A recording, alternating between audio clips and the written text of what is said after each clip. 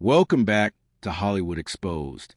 What if I told you some of the most intense, forgotten fighting games ever made didn't just disappear? They were left behind, buried under time, overshadowed by giants and slowly erased from memory. But tonight, we're bringing them back. These aren't just games, they're relics of a brutal arcade era, where only the strongest survived. Let's dive in. First up, War Gods. A forgotten battlefield where gods didn't just fight, they annihilated each other. This game tried to compete with the biggest names in fighting history, but something felt off. The movement, the impact, all felt heavy, almost unnatural. And yet, there's something haunting about it, like a game that had potential, but was doomed from the start. It's not just a fighting game. It's a reminder of how brutal the arcade industry really was. Next, NBA Jam Extreme. Basketball turned into chaos, where rules didn't matter and reality didn't exist. This wasn't your normal sports game. This was exaggerated, aggressive, almost violent in its energy. Players moved like machines, shots felt explosive, and everything was pushed to the extreme.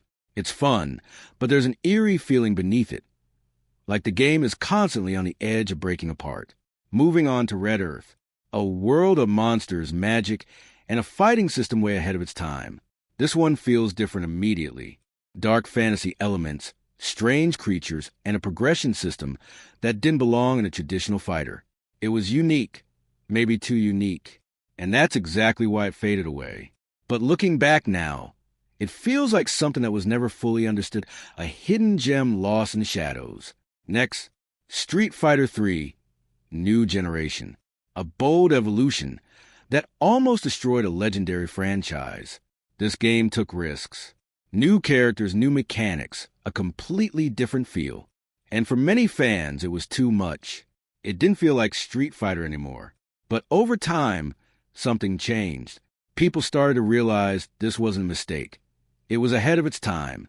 And now, it's considered one of the deepest fighting games ever created. At number 5, Fatal Fury, Mark of the Wolves.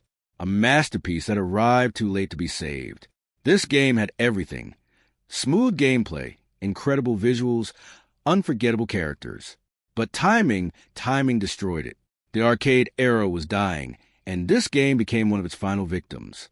It didn't fail because it was bad, it failed because the world had already moved on. And that's what makes it tragic. These games weren't just forgotten, they were left behind in a rapidly changing industry, where only a few could survive. So the question is, were they failures? Or were they simply too early, too different, too ahead of their time?